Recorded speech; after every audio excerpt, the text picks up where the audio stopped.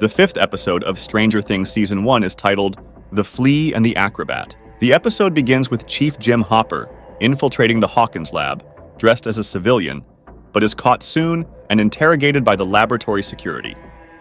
Hopper, however, quickly manages to outsmart them and punches one while holding a gun to the other guard. At which point, he steals the guard's card and enters the other room, where he then proceeds to shoot a CCTV camera so that the guards cannot track him. Meanwhile, back at the Byers' residence, Lonnie, Joyce's estranged husband, brings her a drink to calm her down, but tells her that her mental state is deteriorating and that she has to consider that all this is just in her head, just like her Aunt Darlene, who also had a history of mental illness. He suggests Joyce talk to a shrink or maybe a pastor and seek help soon. The kids, with the help of Eleven, soon understand that maybe the reason why they couldn't find Will in the first place is that he's in the Upside Down, an alternate dimension in which everything would be just the same as Hawkins, but much darker and scarier. Just like the Veil of Shadows in the game Dungeons & Dragons, Hopper continues to search for Will on the premises of the Hawkins lab while calling out for him. There, he stumbles upon a room with a bed and a children's drawing on the wall, implying that this was Eleven's room when she was being held captive here. Hopper continues his search until he stumbles upon the room with the entrance to the Upside Down. Once there, someone in a lab coat quickly drugs him and puts him to sleep. When Hopper wakes up, however, he quickly notices that he is at his home. This raises his suspicion that the people from the lab must have bugged his place, and so he begins to search his house for a hidden microphone like a person possessed. He proceeds to break light bulbs, cut open his sofa cushions, and throw around things here and there until he finally finds the bug that had been planted in his apartment. Meanwhile, a funeral service is held for Will. Everyone dresses up neatly in black to attend it. At the service, the boys find Mr. Clark and start asking him hypothetical questions regarding the Upside Down and how to get there. He uses the example of the Acrobat and the Flea to teach them that they'd have to create a disruption in space and time to make a gateway to get to the alternate dimension, but that it may suck them in because it would have such a tremendous electromagnetic force, even greater than the one from Earth. At the Byers' residence, while Lonnie is taking a shower, Joyce unintentionally sifts through Lonnie's stuff and finds a pamphlet for a lawyer's office, the type of law firm that sues companies for any wrongdoing or negligence. This makes Joyce realize that the real reason Lonnie is back in her life is that he plans to sue the company that owns the quarry to grab some money from them, all in the name of Will. This angers Joyce greatly, so she kicks him out of the house. Back at Mike's house, an idea suddenly clicks in Dustin's mind. He quickly makes them all put their compasses on the table and tells his friends that the compass doesn't need any batteries to run, but rather, its magnetic needle is always drawn north towards the Earth's magnetic field. And since the electromagnetic forces erupting from the gate to the Upside Down would be more significant than the Earth's magnetic field, the needle of their compasses would point towards the entrance if they managed to get close enough. A genius idea from Dustin. The boys quickly set about with their compasses, trying to find the gateway to the alternate dimension. 11 gets a flashback from her time back at the lab when she is sitting in her room with Papa Dr. Brenner.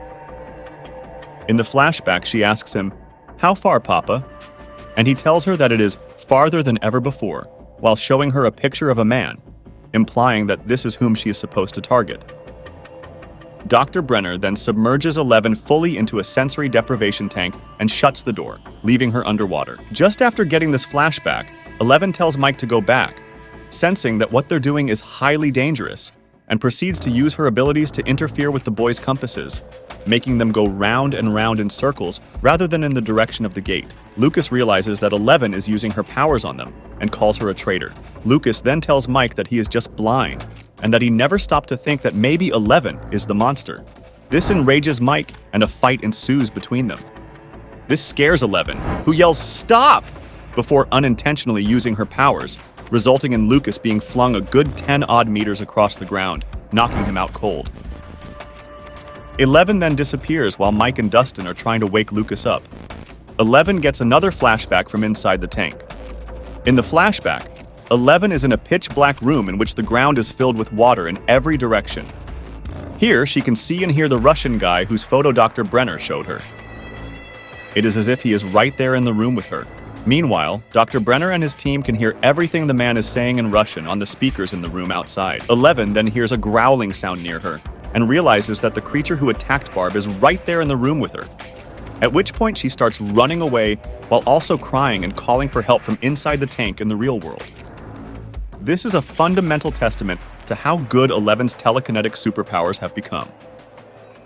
Chief Hopper arrives at Joyce's house holding a sign that says, "Keep quiet."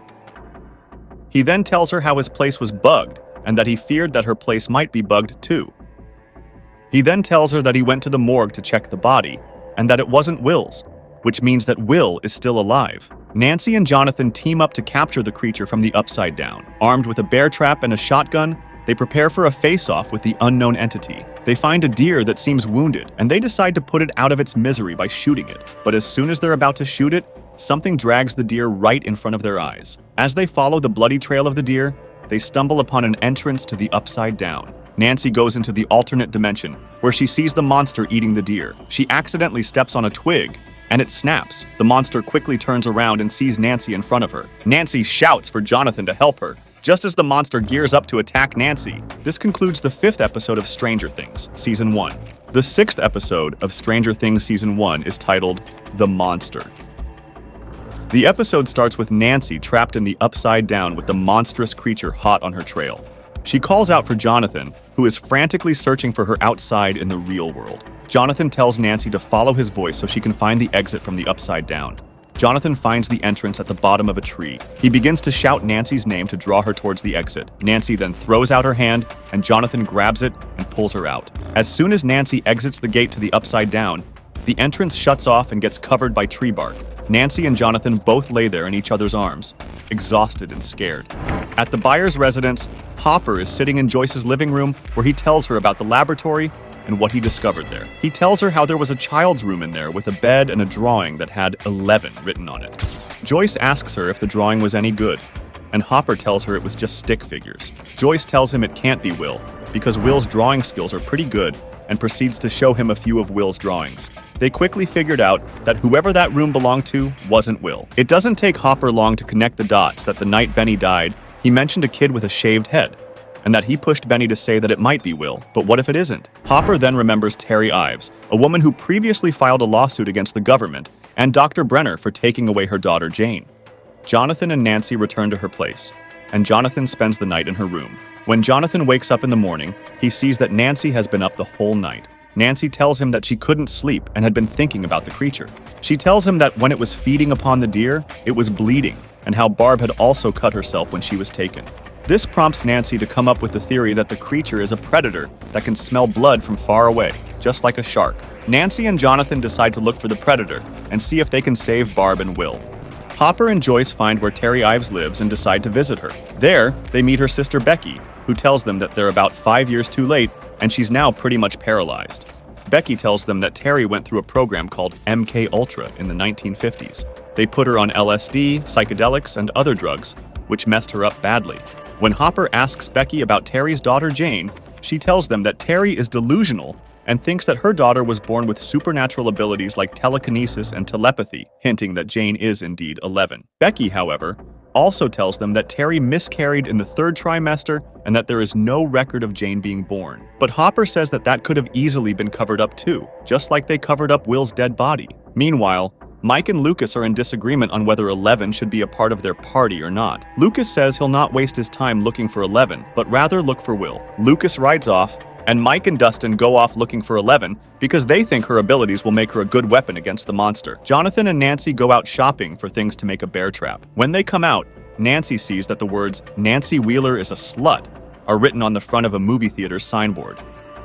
She gets horrified and spots Steve and his friends in an alley beside the theater with a can of spray paint in hand. Nancy asks Steve why he did that. Jonathan tells Nancy they should just leave, but just as they are about to leave, Steve starts pushing, harassing, and insulting Jonathan. Steve keeps on insulting not only Jonathan, but also his whole family. Getting angry at this, Jonathan retaliates, and they start fighting. Jonathan breaks Steve's nose, and it starts bleeding just as the cops arrive on the scene. They arrest Jonathan, but Steve gets away. Mike and Dustin encounter their school bullies when they are shouting for 11 and trying to find her. They run, trying to get away from them, as one of them has a knife. The bullies, however, are eventually able to catch up with them. They tell Mike that if he doesn't jump off the cliff into the quarry, he'll cut Dustin open. Scared for his friend, Mike decides to jump off, but just as he's halfway there, a force stops him in midair, pulls him up, and throws him to the ground. It was 11. Her superpowers are fully on display here. She then breaks one of the bullies' arms and tells them to run away before passing out. Afterward, 11 gets another flashback in which Dr. Brenner tells her that today, we're going to make contact, and puts her in a sensory deprivation tank. She goes back to the pitch-black dark space and gets close to the monster. The monster growls at her, and she gets really scared and lets out a gut-wrenching scream, which not only destroys half the lab, but also opens the portal to the Upside Down. 11 tells Mike that she's the monster because she accidentally opened the gate. Mike, however, consoles her by telling her she's not a monster because she saved his life. Meanwhile, Lucas's compass takes him just outside the perimeter of the Hawkins lab, and he gets up on a tree. He sees that there is unusual movement, and a lot of cars parked outside. Thereafter, just as 11, Mike, and Dustin are nearing Mike's house after returning from the woods, a man sitting in a parked van that belongs to the Hawkins lab sees them and reports back to the lab. Lucas sees the whole entourage of cars leave the lab premises, going after 11 and the boys, just as they enter the house. This concludes the 6th episode of Stranger Things, Season 1. Thanks for watching. If you liked this video, please be sure to comment, hit the like button, and subscribe.